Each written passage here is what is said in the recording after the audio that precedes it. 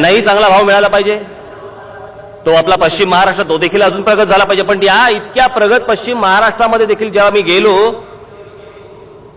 त्यावेळेला तिकडचा तरुण ज्यावेळेला मला भेटला, तिकडच्या महिला ज्यावेळेला मला भेटल्या, तिकडच्या महिलांमध्ये चेहऱ्यावरती देखील कुठे सुख नाही, कुठे समाधान नाही.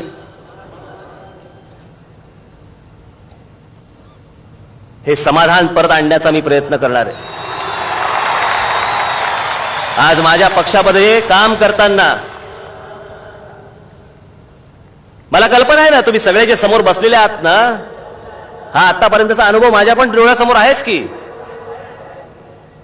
झेंडा घेऊन एखाद्या पुढाऱ्याच्या मागे फिरायचं, घोषणा द्यायच्या, दिवस रात्र एक करायचा, घरी गेल्यावर काय शिवाय पडतात हे देखील मला माहिती आहे. आलं कार्ट दिवसभर उकिरड हुंगून, काम ना धंदा,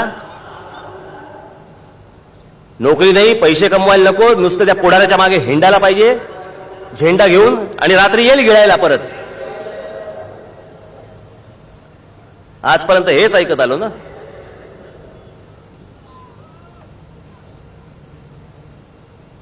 मला लोकांनी विचारलं की तुम्ही पक्ष बांधणीसाठी म्हणून एवढा कशाला वेळ लावताय, काय तमाशाचा फड काढत होतो?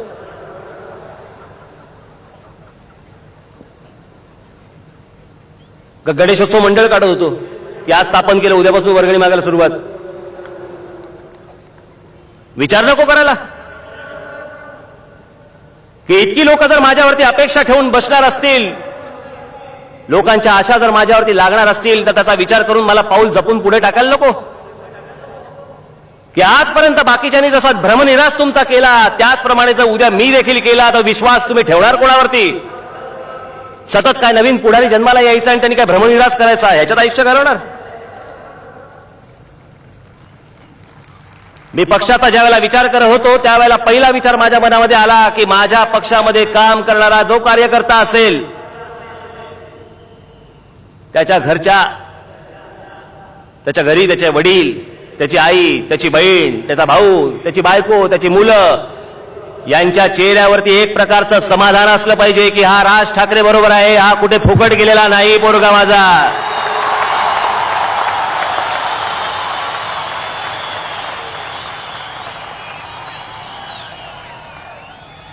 जर इतक्या प्रकारचा विचार करून जर मी पुढचं पाऊल हळूहळू जरी टाकत असेल तर काही चुकलं माझं? काही इतरांसारखे नुसते स्टंट करत बसू? लोक विचारतात मला, मराठी माणसाचं काय करणार? का हा झेंडा घेतल्यावर ते सुटलं? मराठी माणसाचा महाराष्ट्रामध्ये उत्कर्ष होणार म्हणजे होणार. अहो पण मराठी माणसाचा उत्कर्ष म्हणजे गुजराताच्या कानपटीत नाही होऊ शकत, गुजराती माणसाच्या कानपटीत नाही होऊ शकत, मारवाडी माणसाच्या कानपटीत नाही होऊ शकत. आता ह्या माझ्या वाक्यावरती मला अनेक लोक विचारणार आहेत, मग मागचं ते रेल्वे आंदोलनाचं काय होतं? आजही मी तुम्हाला सांगतो की ते जे आंदोलन होतं, ज्यावेळेला आमची मंडळी ज्यावेळेला त्या रेल्वेच्या ऑफिसमध्ये गेली आणि संपूर्ण देशभर जर रिक्रुटमेंट असतील प्रत्येक ठिकाणी रिजन वाईज, जर उत्तर भारताची उत्तर भारतामध्ये, तिकडची अजून राजस्थानची राजस्थानमध्ये, महाराष्ट्राची महाराष्ट्रामध्ये, तामिळनाडूची तामिळनाडूमध्ये, याचा अर्थ काय? याचा अर्थ जर इथे करणार असतील तर इकडच्या या प्रांतातल्या लोकांना इथे नोकऱ्या मिळाल्या पाहिजेत, याचा असा त्याचा अर्थ होतो.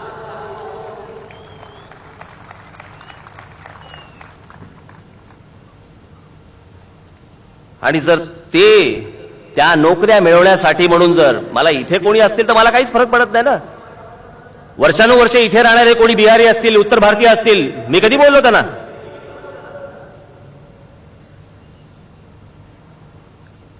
पण जर इकडच्या नोकऱ्या बळकवण्यासाठी म्हणून जर बिहारमधनं जर समजा 5 लाख लोक जर इकडे येणार असतील त्याही नोकऱ्या बळकवण्यासाठी, तर इकडे राहणाऱ्या माणसांनी करायचं काय, हा जर प्रश्न मला पडला तर ह्यात काही चूक झाली?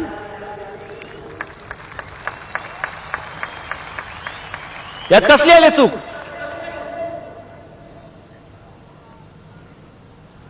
आणि मला तोच फक्त सतत प्रश्न विचारत राहिले. आसाममध्ये ज्या वेळेला जाळपोळ झाली आणि माणसाला ठार मारले त्याच्याबद्दल कोणी बोलायला तयार नाही, चकार शब्द काढायला तयार नाही.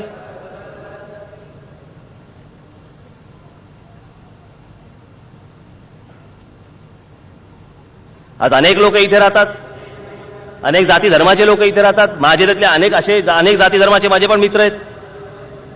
मूळ उद्देशापासून बाजूला हटत नाही. पण मी हा माझा महाराष्ट्र मोठा झाला पाहिजे. या माझ्या महाराष्ट्रामधल्या शेतकऱ्याला एक प्रतिष्ठा प्राप्त झाली पाहिजे. शेतीसारखा विषय, जोपर्यंत शेती या विषयाला ग्लॅमर येत नाही तोपर्यंत शेती हा विषय मोठाच होणार नाही. भविष्यामध्ये मला या महाराष्ट्रामधला जो शेतकरी आहे तो जीन्स आणि टी शर्ट घालून ट्रॅक्टरवरती बसलेला मला बघायचा आहे. त्याच वेळेला ही शेती मोठी होणार.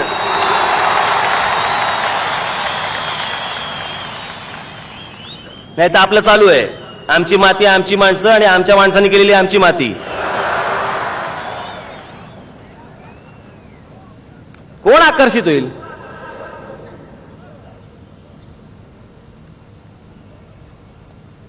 शेती हा महाराष्ट्रामधला आकर्षणाचा विषय बनवण्यासाठी देखील माझी पावलं उचलली जाणार आहेत. पक्षाची रचना कशी असेल? भौगोलिक दृष्ट्या तर असेल, पण त्याचबरोबर पाणी, वीज, रस्ते याच्यासाठी वेगवेगळ्या कमिटी असतील, वेगवेगळे सेल्स असतील, ते त्या विषयांवरती काम करतील.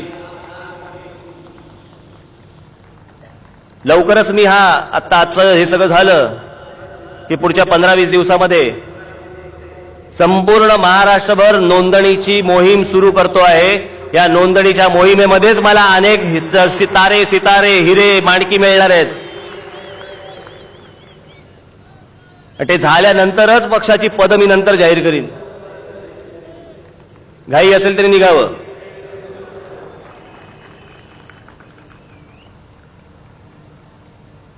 हे आपलं काय फार वेळ घेत नाही.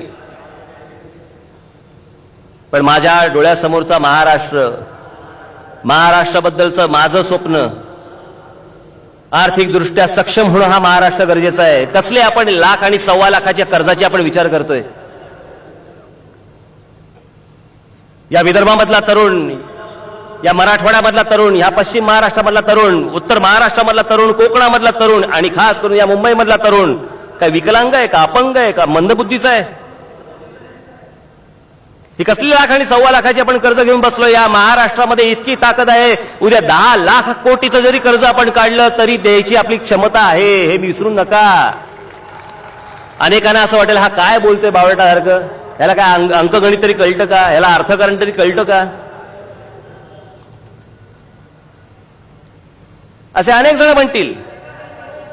पण मी आज या सगळ्या विषयांवरती मी तज्ञांशी बोलतोय की हे काय करता येईल. कापूस तिकडे पिकतो, सूतगिरण्या भलतीकडे, ऊस इकडे पिकतो तर विदर्भामध्ये साखर कारखाने, कशाचा कशाला थांग पत्ता नाही. हे सगळं बदलून टाकण्यासाठी, हे सगळं ढवळून काढण्यासाठी, तुमच्यामधले चीड निर्माण करण्यासाठी आज मला सांगा, जो करदाता आहे त्या करदात्याला नक्की काय मिळतंय? तुम्ही फक्त कर भरताय. पण सरकार आणि करदाता याच्यामध्ये एक प्रकारचं अग्रीमेंट असतं. अग्रीमेंट कसलं असतं की मी कर भरीन, तुम्ही मला ह्या सगळ्या गोष्टी द्या. मला नेहमी एक बारीकसा विचार नेहमी पहिला मनामध्ये येतो की एखादं घर, एखादी महिला ज्या वेळेला तिचा मुलगा ज्या वेळेला संध्याकाळी शाळेमधनं घरी येत असेल, तो आल्यानंतर त्या महिलेला पडत असलेला पहिला प्रश्न असेल की मी याला संध्याकाळी खेळायला बाहेर कुठे घेऊन जाऊ, ह्याला मी फिरायला बाहेर कुठे घेऊन जाऊ, ह्याला मी काय दाखवू, कोणत्या प्रकारचे संस्कार देऊ. आज महिलांचे अनेक प्रश्न आहेत. आज मुंबईमध्ये रेल्वेमध्ये फिरणाऱ्या ज्या महिला आहेत असुरक्षितपणे वावरत असतात. आज इथे अनेक महिला इथे जमलेल्या आहेत. आज खास करून मी आपल्याला सांगतो, याच्यावरती देखील योजना आखली जातेय की मुंबईच्या रेल्वेमधनं प्रवास करणाऱ्या ज्या महिला आहेत, इतरही महिला आहेतच, पण खास करून रेल्वेतल्या, त्यांच्या संरक्षणासाठी देखील